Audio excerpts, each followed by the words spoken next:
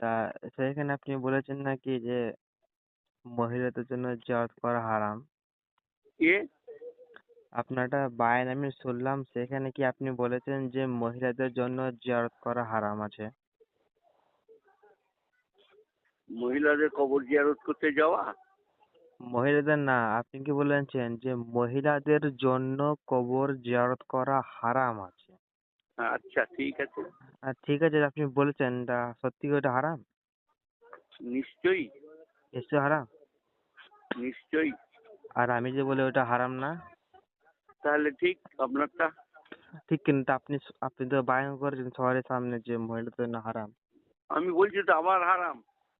হারাম কেন হবে? কেন? তার কোনো মহিলা তার স্বামীর কবর জিয়ারত করতে পারবে না? তার স্বামী যেদিন মারা গেল তার স্ত্রী তার কবরে যেতে পেলো? আমি কি বলছি, আপনি বলেছেন আমি যে যেটা বলছি, যেদিনের হ্যাঁ, স্বামী মারা গেল মাইয়ের নিয়ে যাচ্ছে, স্ত্রী কি কবরকে যেতে পেয়েছিল? সেদিন কিনা ও তার পরের দিন যাবে, বা এক সপ্তাহ পরের দিন যাবে। না, যেতে পাবে না। কেন পাবে না? আমি তো বলছি পাবে না, তুমি যদি বলো পাবে তা পাবে, তোমার মতো পাবে। তাহলে হয় আমি নাকি? বলছি পাবে না। কেন পাবেন না বলেন না, পাবেন না কেন? শরীয়ত বলছে। শোনেন, কোন যে স্ত্রী, বইটা খুলবে। শুনেন, কোন স্ত্রী যদি তার স্বামীর কবর যদি জিয়ারত করে, হ্যাঁ, তার জন্য কবর জিয়ারত করা যাবে, কিন্তু আর আশেপাশে কোনো কবর থাকা যাবে না। একমাত্র তার স্বামীর কবর ছাড়া আর কোনো কবর যদি না থাকে, সেইখানে স্ত্রী যেতে পারবে এবং জিয়ারত করতে পারবে, সন্তানের কবরও যেতে পারবে।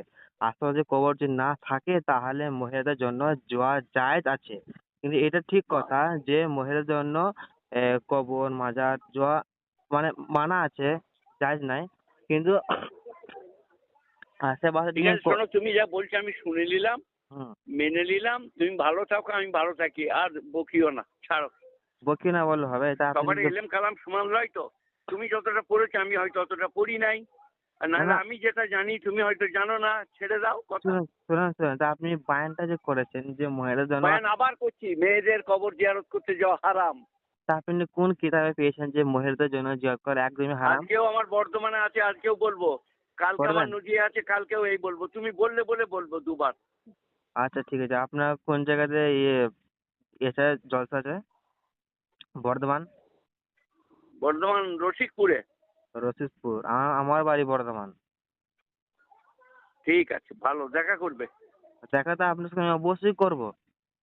তো আবার কি, তাহলে লোকরা তো জেনে যাবে যে হজরতের ওস্তাদ এসছে। তাই নাকি? তাহলে হ্যাঁ, ওদের বলেন। সামনে তুমি বলবে যে আপনি এটা বলেছেন আর আমি বলছি না এটা ভুল বলেছেন। তাহলে হ্যাঁ, তারা জানতে পারবে। শুনুন, আমি বলবো আমার ওস্তাদ। শুনুন, আপনাকে তাহলে দলিল দেখাতে হবে। বাবারে, সব দলিল দেখাতে হবে তোমাকে?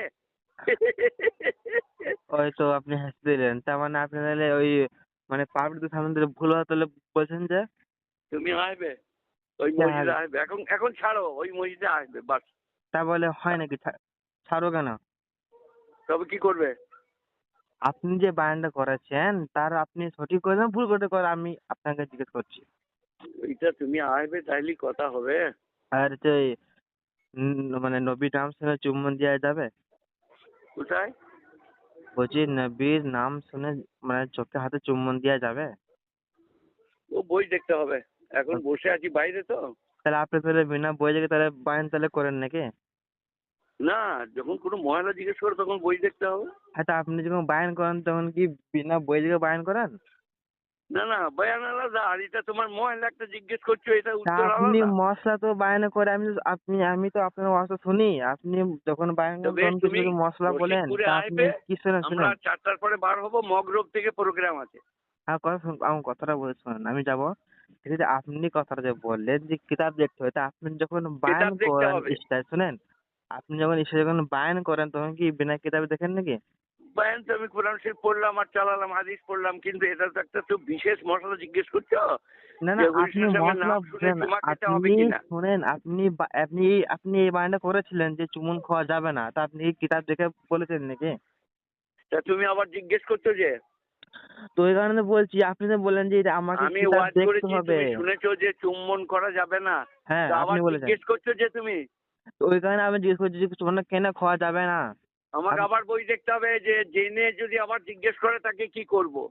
হয়তো আপনি ভুলে গেছেন নাকি? হ্যাঁ,